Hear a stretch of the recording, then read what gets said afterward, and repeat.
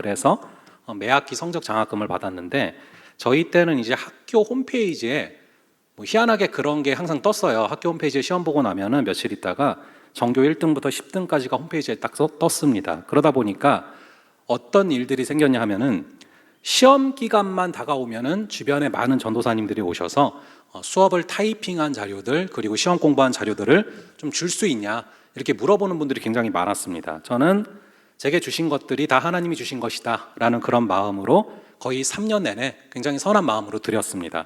근데 3학년 마지막 기말고사 때 조금 다른 마음이 생겼습니다. 3년 내내 비슷한 일을 계속 겪다 보니까 이제는 저의 자료를 받아가는 것을 고마워하지도 않고 너무 당연히 여기는 그 마음 때문에 뭔가 좀 마음이 굉장히 불편해진 거예요. 그래서 3학년 2학기 마지막 기말고사 때는 요청을 하는 분들이 있어도 거의 다 드리질 않았어요. 하지만 단 2명에게만은 제가 그럴 수가 없었습니다. 한 명은 굉장히 친한 단짝 친구였는데 당연하죠. 뭐 친구는 뭐 아까운 게 없잖아요. 근데 나머지 한 분은 단짝 친구도 아닌데 계속해서 제 마음에 걸렸습니다. 왜 그런 줄 아십니까?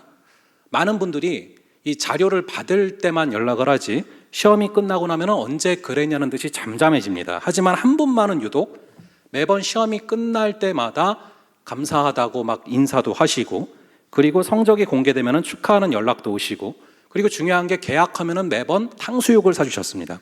그런 분의 짜장면이 아니고 탕수육을 사주셨어요. 그래서 그런 분의 요청을 어떻게 거부하겠습니까?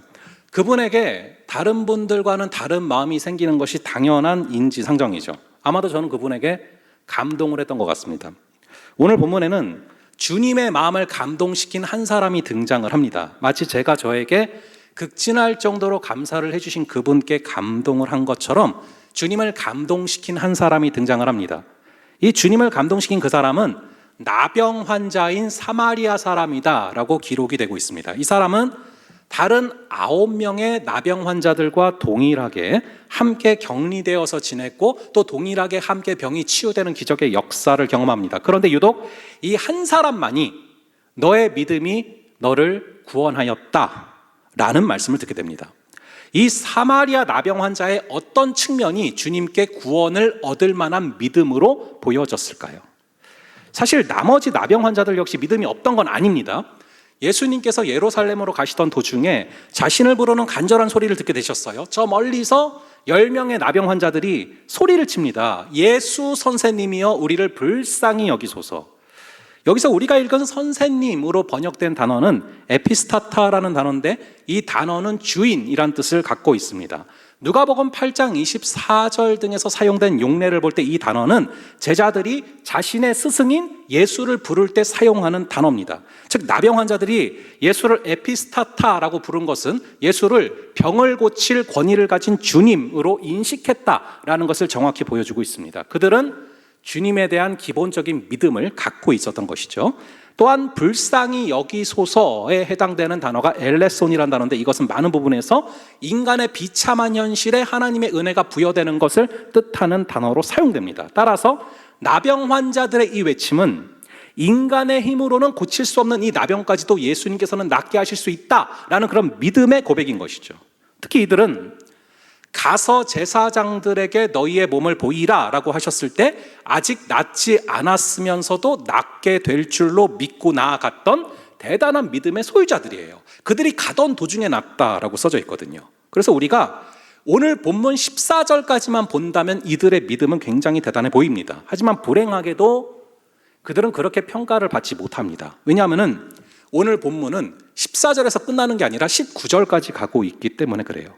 나머지 9명은 이 나병이라는 그런 불치병이 치유되는 기적을 경험했음에도 불구하고 그 믿음이 너를 구원했다라는 선언은 듣지 못한 채 병만 낫고 끝납니다. 한마디로 나머지 9명의 믿음은 뒷심이 부족한 그런 믿음이었던 거죠. 14절까지 9명의 믿음이 정말 대단했음에도 불구하고 단 한 사람만이 구원에 이르는 믿음을 얻게 된 이유가 과연 무엇일까요? 모두 대단한 믿음을 가졌었음에도 불구하고 9명은 단순히 기적에 그치는 믿음이었고 이 한 명은 구원에 이르는 믿음을 갖게 된 그런 결정적인 요소가 무엇이었을까요? 이 대부분의 사람들은 오늘 본문을 보면서 그 이유가 감사라고 생각을 합니다. 왜냐하면 이 사람만이 감사를 했거든요. 물론 감사라는 것이 구원에 이르는 믿음을 얻는 데 도움이 되는 것은 사실이에요. 그래서 오늘 본문은 오늘 같은 추수감사주일의 단골로 등장하는 본문이기도 합니다. 사실 감사가 구원에 이르는 믿음을 얻는 데 도움이 되는 것은 사실입니다. 제가 아주 오래전에 이 민방위 훈련을 하다가 어떤 영상을 봤던 기억이 납니다. 그 희한한 훈련이 하나 있어요. 그게 이제 다들 이렇게 앉아서 민기적거리고 막 누워있고 막 이렇게 막 자고 있고 막 그런 훈련이 하나 있어요. 그러다가 끝날 때쯤 되면 갑자기 미친 듯이 달려나가는 그런 훈련이 하나 있는데, 그 훈련에서 한 영상을 보는데 의외로 굉장히 전 재밌게 봤던 기억이 있습니다. 무슨 내용이었냐면은 북한의 선전 방송이 달라졌다는 내용이었어요. 우리나라의 각 방송사에서 보도된 뉴스 동영상들을 자기들 마음대로 짜집기를 해서 위기의 남조선이란 제목으로 보도를 한다는 거예요. 그래서 파업하는 모습, 연쇄살인, 성추행, 실업난 뭐 이런 것들을 연속으로 편집을 해놓고 마침내 도대체 이 나라에서는 살 수가 없다라고 말하는 어떤 한 사람의 인터뷰를 얹어서 남조선이 마침내 막다른 골목에 다다랐다, 뭐 이렇게 비참하기 짝이 없다, 이렇게 말을 한대요. 그러니까 그것들을 통해서 자신의 체제를 옹호하는 그런 방송을 한다는 거죠. 전 그거를 보다가 그런 생각이 좀 들었어요. 우리는 아무 생각 없이 불평하고 내뱉는 말들이 우리도 모르는 사이에 북한에게 정치적으로 이용이 되고 있었구나. 나도 모르는 사이에 적들에게 이용을 당하는 것입니다. 이것은 영적으로도 마찬가지입니다.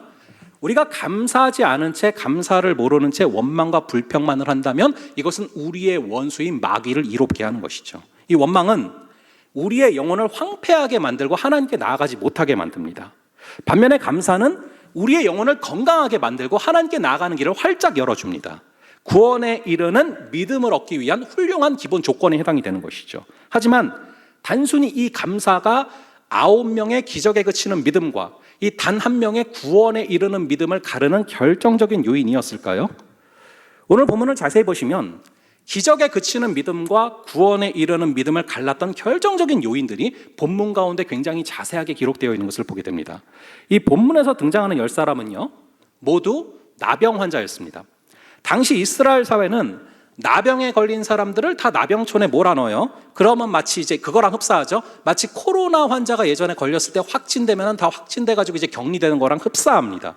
근데 코로나 확진자는 완치가 되면 다시 일상생활로 돌아가는데 나병은 격리 기간이 영원하다라는 것이 차이점이죠. 즉 나병이 걸렸다라는 얘기는 사회적으로 죽었다라는 그런 선포예요. 가족들과 생이별을 해야 되고 그리고 사회생활도 못하고 관계를 맺을 수가 없어요. 그런데 예수님께서 가서 제사장들에게 너희의 몸을 보여라 라는 이 명령에 순종하는 가운데 그들은 나병이 치유됐습니다. 그렇다면 이제 그들은 제사장에게 가서 몸을 보여야 됩니다. 그 당시에 제사장들은 백성들의 정결함과 부정함을 판단하는 그런 권위를 갖고 있었습니다. 그래서 그 당시에 제사장이 환자라고 판단을 하면 격리가 돼야 되고, 제사장이 병에서 회복됐다라고 선포가 되면 다시 사회생활을 재개할 수 있는 것이죠.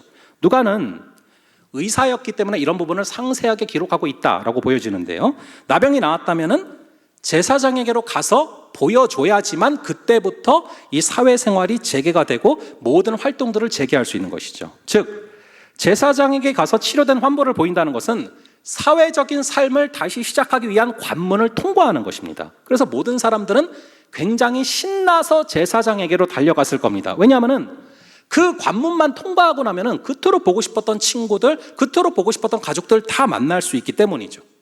저 같아도 그런 상황이 됐으면 잽싸게 제사장으로 달려갔을 거예요.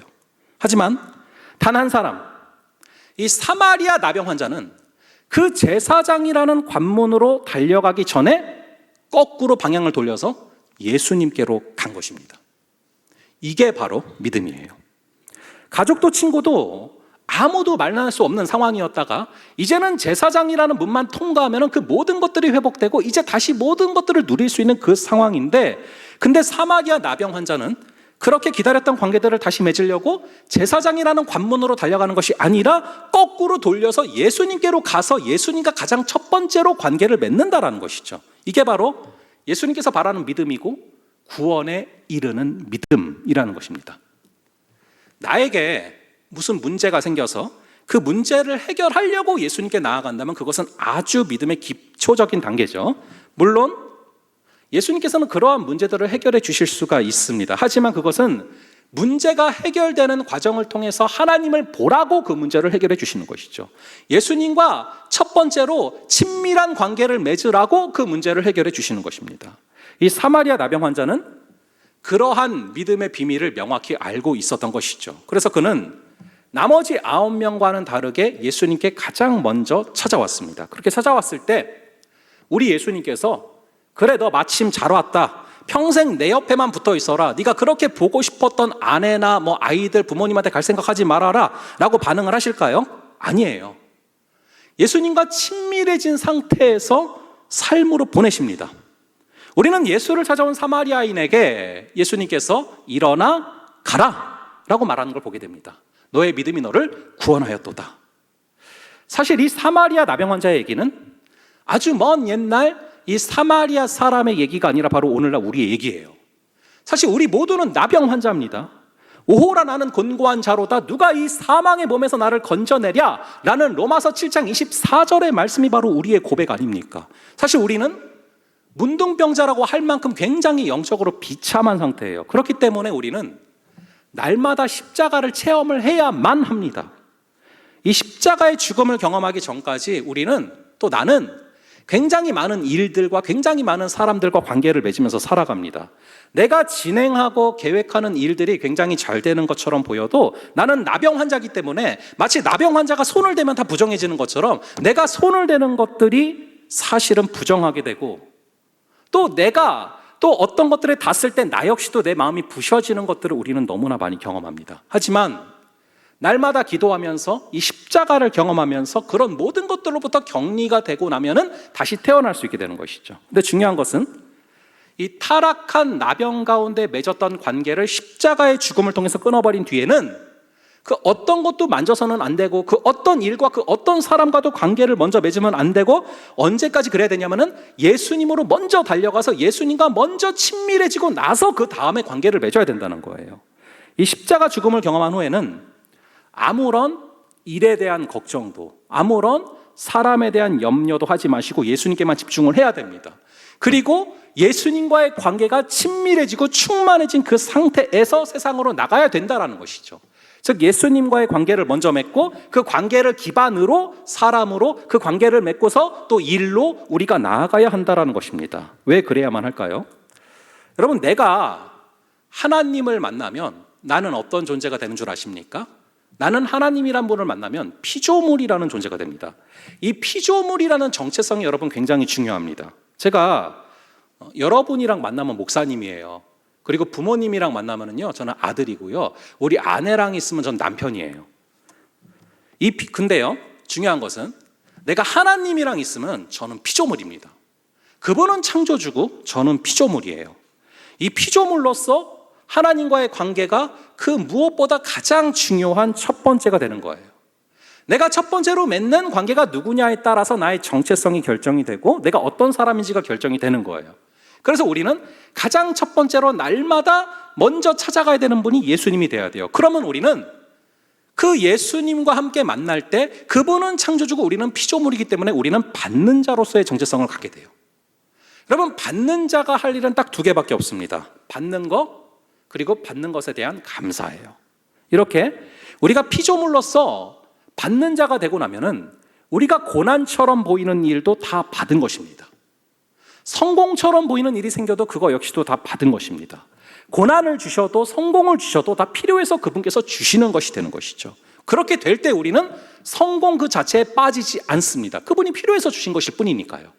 그리고 그렇게 될 때 우리는 이 절망의 늪에 빠지지도 않습니다. 하나님께서 필요해서 잠시 주신 고난일 뿐이니까요. 또한 우리가 피조물로서 이 받는 자라는 그런 정체성을 확인한 후에는 이제는 내가 얻어내고 쟁취하고 경쟁하는 그런 태도가 아니라 받는 대로 감사하며 살아갈 수 있게 되는 것입니다. 이렇게 될 때 비로소 내 손만 닿으면 부셔지고 망가지고 또 나 역시도 누군가가 만졌을 때 나의 마음이 부셔졌던 그런 모든 관계로부터 회복이 주어지는 것이죠. 이게 바로 구원에 이르는 믿음이라는 것입니다. 예수님과의 관계를 그 어떤 관계들보다 가장 중요시 여기고 가장 우선순위에 두고 가장 무게를 두시는 그런 저와 여러분 되기를 간절히 바랍니다. 자, 이제 기적에 그치는 믿음과 구원에 이르는 믿음을 갈랐던 마지막 이유를 살펴보려고 합니다. 우리 한번 오늘 본문의 18절의 말씀을 함께 읽어볼게요. 오늘 본문의 18절의 말씀을 한번 함께 읽어보겠습니다. 시작.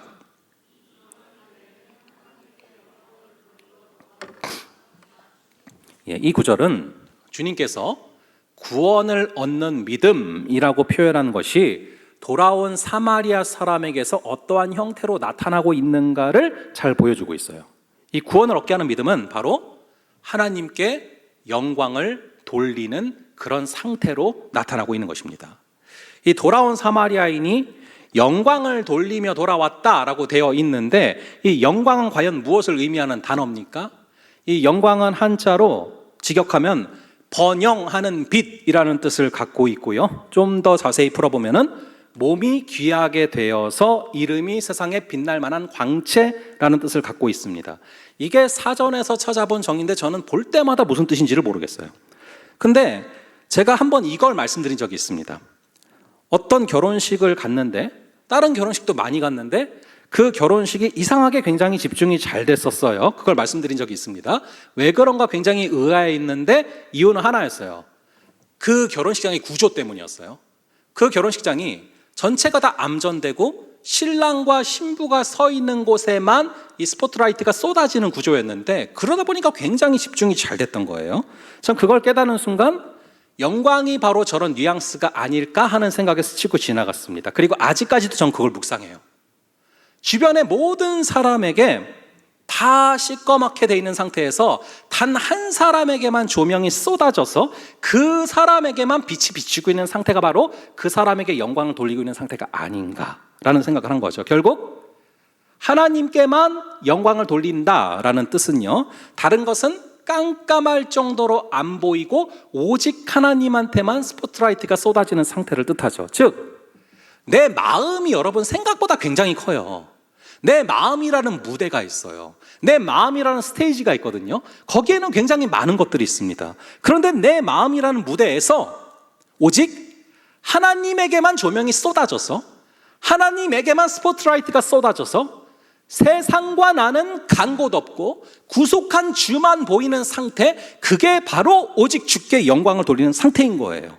이 사마리아인의 마음속에는 자기가 병이 나은 것을 깨달은 순간에 깜깜했던 그 마음 가운데 기쁨의 조명이 쏟아지고 있는데, 그 조명이 누구를 비추고 있습니까? 바로 오직 예수 그리스도를 비추고 있었던 거예요. 즉, 이 나병 환자의 마음은 예수님으로 가득 차 있고 예수님으로 충만했던 것이죠.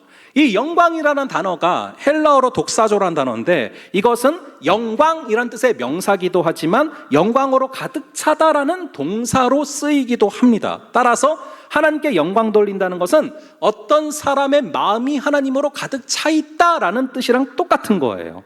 하나님께서 그 나병 환자에게 너의 믿음이 너를 구원하였다라고 말씀하시기 전에 이 이방인 외에는 하나님께 영광을 돌리러 돌아온 자가 없다라고 말씀하신 이유가 바로 여기 있는 것이죠. 이 나병 환자만이 유일하게 하나님께 영광을 돌리러 돌아온 사람이며, 그것을 통해서 그의 마음속에는 하나님이 가득 차 있었다라는 것을 확인하게 됩니다. 즉, 사마리아 나병 환자의 마음속에 하나님이 꽉 차 있었다는 것은 그가 다른 9명의 기적에 그치는 믿음을 경험한 자들과 다르게 구원에 이르는 믿음을 갖게 한 결정적인 요소라는 거예요. 여러분은 너무 기쁜 일이 생겨서 그 소식을 급하게 전하고 싶어서 전화기를 들었던, 핸드폰을 들었던 그런 경험이 있습니까? 저 역시 살면서 몇 번 너무 기뻐서, 막 바라던 게 이루어져서 너무 기뻐서 급하게 전화를 했던 경험이 있어요. 제가 유학 가서 리젠트 컬리지 합격했을 때, 그때요, 너무 기뻐서 급하게 여기저기 전화를 했던 경험이 있어요. 살면서 정말 기쁜 일이 생기면 그거를 막 누구에게든지 전하고 싶은 것이 사람의 본성이에요. 그럴 때 여러분은 그 기쁨을 나누고 싶은 첫 번째 대상이 누굽니까? 기쁘고 감격스러운 일이 생겼을 때 처음으로 그 기쁨을 나누고 싶은 사람이 바로 내 마음속에서 조명을 받고 있고 내 마음속에서 영광을 받고 있는 그 대상이에요. 이 사마리아인은 그 순간 명확하게 하나님께 조명이 쏟아지고 있었습니다. 이것이 바로 그가 구원에 이르는 믿음을 얻게 된 이유였던 것입니다.